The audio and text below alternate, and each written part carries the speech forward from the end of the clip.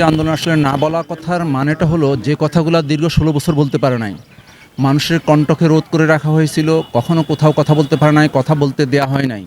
কেউ যদি ফ্যাসিবাদের বিরুদ্ধে কথা বলছে তাকে গ্রেপ্তার করা হয়েছে, তাকে গুম করা হয়েছে, হত্যা করা হয়েছে। অনেক মানুষ এভাবে ফিরে আসে নাই, যাদেরকে উঠিয়ে নিয়ে যাওয়া হয়েছে। সেই কথাগুলো বলার জন্য আজকে যুবদল উন্মুক্ত মঞ্চের ব্যবস্থা করছে। এখানে এসে তাদের পরিবারের সুখ দুঃখের ক্ষোভের কথাগুলো তারা জানাতে পারে। যাদের সন্তান হারিয়ে গেছে, যাদের সন্তান শাহাদাত বরণ করছে, যে বোন তার স্বামীকে হারিয়েছে, যে মা তার সন্তানকে হারিয়েছে, যে ভাই তার ভাইকে হারিয়েছে, তাদের কথা বলার জন্যই আজকের এই না বলা কথার অনুষ্ঠানের একটা ভিন্নধর্মী আয়োজন করেছে জাতীয়তাবাদী যুবদল কেন্দ্রীয় নির্বাহী কমিটি। সেই কমিটির উদ্যোগেই যে আমাদের বিএনপির ভারপ্রাপ্ত চেয়ারম্যান জনাব তারেক রহমান সেখানে উপস্থিত থাকবেন। তিনি সেই সব পরিবারের, যে এক কথায় খাঁটি বাংলা একটা কথা বলে বোবা কান্না, সেই মানুষের পুঞ্জীভূত ক্ষোভ কষ্ট দুঃখগুলো প্রকাশ করার জন্যই যে একটা মুক্ত মঞ্চের ব্যবস্থা করেছে জাতীয়তাবাদী যুবদল। সেখানে সবাই তাদের মতো করে তাদের কথাগুলো বলবে, আমাদের ভারপ্রাপ্ত চেয়ারম্যান শুনবে, আমাদের বিএনপির মহাসচিব থাকবেন, স্থায়ী কমিটির সদস্যবৃন্দ থাকবেন, সবাই থাকবেন। যারা আগামী দিনে জনগণের ভোটে নির্বাচিত হয়ে দেশ পরিচালনা করবেন তারাই থাকবেন, তারাই সে কথাগুলো শুনবেন, তারা তাদের কথাগুলো কষ্টগুলো তারা নিজেদের মধ্যে শেয়ার করবেন এবং সেই সব পরিবারকে রাষ্ট্রীয় মর্যাদা দিয়ে ভবিষ্যতে তাদের পরিবারের সদস্যদেরকে রাষ্ট্র বিভিন্ন দায়িত্বে দেওয়ার জন্য প্রস্তুত থাকবে। এই জন্যই তাদের কাছ থেকে কথাগুলো শোনার জন্য এবং সেই সব পরিবারকে সম্মাননা দেওয়ার জন্যই এখানে ডেকে আনা।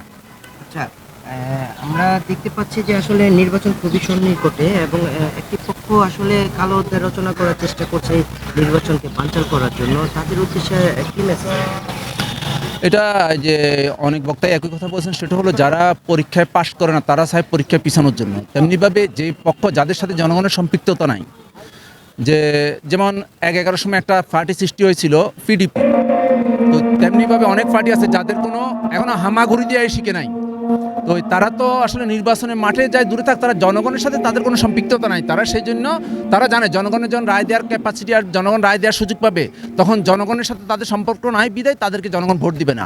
আরেকটা শক্তি, যে শক্তিটা বাংলাদেশের স্বাধীনতাকে বিশ্বাস করে না, যারা বাংলাদেশ নামে ভূখণ্ডটি স্বাধীন হোক এটা চায়নি, তারাও চাইতে জনগণ যত কথাই বলুক বড় বড় সমাজ, জনগণ তাদেরকে কখনো সমর্থন দিবে না।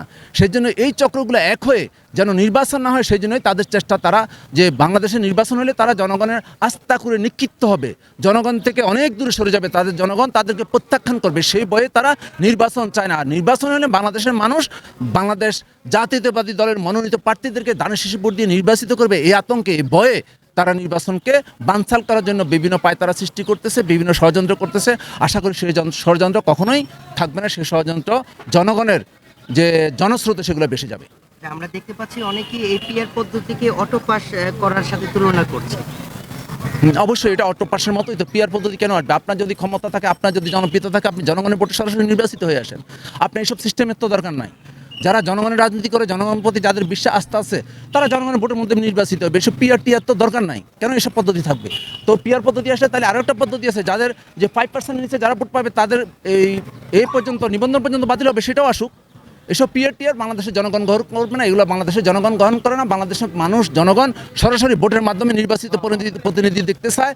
আর বাংলাদেশ জাতীয়তাবাদী দল জনগণকে নেতৃত্ব দেয়। সেই জন্যই জনগণের ইচ্ছা আকাঙ্ক্ষার সাথে, বাংলাদেশের জনগণের ইচ্ছা আকাঙ্ক্ষার সাথে জাতীয়তাবাদী দল বিএনপির ভারপ্রাপ্ত চেয়ারম্যান তারেক রহমান জনগণের পালস বুঝে কথা বলেন, জনগণের ইচ্ছাকে উনি ধারণ করেন। সেই ইচ্ছাতেই বাংলাদেশে আগামী নির্বাচন হবে বলে আমরা বিশ্বাস করি। আচ্ছা, আমরা একটু ভিন্ন প্রসঙ্গে যাচ্ছি। আমরা দেখতে পেয়েছি কিছুদিন আগে আপনার এই জনি হত্যা মামলা, যে মিথ্যা মামলা ছিল, সেই মামলা থেকে একদম বেকসুর খালাস পেয়েছেন আপনি। আপনার সেই তিক্ত অভিজ্ঞতাটা যদি একটু জাতির সাথে শেয়ার। সেটা অবশ্যই অনেক কঠিন অভিজ্ঞতা। আমার সহযোদ্ধাকে হত্যা করে, তখন আমি বৃহত্তর দক্ষিণ ছাত্র দলের সাধারণ সম্পাদক। তখন আমার সহযোদ্ধা জনিকে গ্রেপ্তার করার জন্য তার বাসায় পুলিশ যায়। তাকে না পেয়ে তার আপন ছোট ভাই মনিরুজ্জামান হীরাকে উঠিয়ে নিয়ে যায় পুলিশ।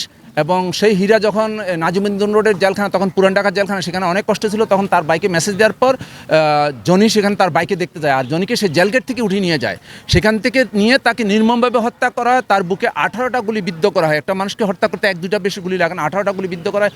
আর সে আমার সহযোদ্ধা জনিকে হত্যা করে আমাকে 1 নম্বর আসামি করা হয়। সেই আসামি করে আমি এই মামলা নিয়ে দীর্ঘ 10-11 বছর এই মামলার গ্লানি আমাকে টানতে হয়েছে। আমি এই মামলা নিয়ে 6 মাস 18 দিন জেল খেটেছি। তারপর আদালতের আইনি লড়াইয়ের মাধ্যমে সেই মামলা থেকে মুক্তি পেয়েছি। কিন্তু মুক্তি পেয়েছি, জনির সন্তান জনিকে ফিরে পায় নাই, জনির স্ত্রী জনিকে ফিরে পায় নাই, এবং আমরা আমাদের সহযোদ্ধা জনিকে ফিরে পাই নাই। আমরা চাই জনির পরিবার থেকে যে মামলাটা হয়েছে, এখন যারা হত্যা করছে তাদের জন্য সর্বোচ্চ শাস্তি হয়। এটা জনির বাবা মা তার মৃত্যুর আগে দেখে যেতে চায়। আমরা যারা সহযোদ্ধা আছি আমরাও দেখে যেতে চাই যে জনির হত্যার সঠিক বিচারটা হোক, সেটার অপেক্ষায় আমরা আছি। আপনি ঢাকা মহানগর দক্ষিণ যুব দলের আহ্বায়ক।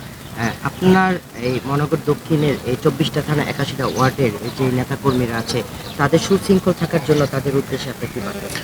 আসলে দক্ষিণ যুব দলের নেতাকর্মীরা অত্যন্ত সুশৃঙ্খল আছে।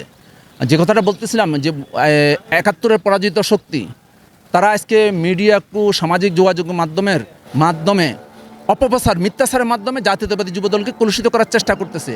ডাহা মিথ্যা কথাগুলো, তাদের রাজনীতিটাই মিথ্যার উপর সৃষ্টি। তারা এছাড়া তাদের কোনো উপায় নাই, জনগণের সম্পৃক্ততা নাই, জনগণ তাদেরকে ভোট দিবে না, এটা জেনে তারা মিথ্যার আশ্রয় নিচ্ছে। আর মিথ্যার মাধ্যমেই জাতীয়তাবাদী যুব দল সহ অঙ্গ সংগঠনকে হেয় প্রতিপন্ন এবং টোটাল বিএনপি পরিবারকে হেয় প্রতিপন্ন করার চেষ্টা করছে। আসলে এসব ষড়যন্ত্র কোনো কাজ হবে না। বিএনপির মতো থাকবে, জাতীয়তাবাদী যুব দল রাজপথে আছে, রাজপথে থাকবে যতক্ষণ পর্যন্ত মানুষের বড় অধিকার আদায় না হবে, যতক্ষণ পর্যন্ত মানুষের গণতন্ত্র প্রতিষ্ঠা না হবে, যতক্ষণ পর্যন্ত তারেক রহমানের স্বপ্নের সাম্য মানবিক বাংলাদেশ সৃষ্টি না হবে, প্রতিষ্ঠা না হবে, ততক্ষণ পর্যন্ত জাতীয়তাবাদী যুব দল রাজপথে আছে। কে কি বললো আমরা পিছনে তাকাবো না, কারণ ওই ষড়যন্ত্রকারীরা ষড়যন্ত্র করতেই থাকবে, তারা মিথ্যা প্রচার করতেই থাকবে। তাদের কাজে হলো মিথ্যার উপর ভিত্তি করে রাজনীতি করা। এই 71-এর পরাজিত শক্তি মিথ্যার উপর ভিত্তি করে রাজনীতি করে। একসময় এই মিথ্যা বাংলাদেশের জনগণ জানবে, তাদেরকে আস্থা করে নিক্ষিপ্ত করবে, তারা বাংলাদেশের মানচিত্র থেকে বিলীন হয়ে যাবে, তাদের মানুষের রাজনীতি করার কোনো অধিকার থাকবে না। সকল ব্যস্ততার ভিতরে আমাদেরকে সময় দেওয়ার জন্য আপনাদেরকেও ধন্যবাদ।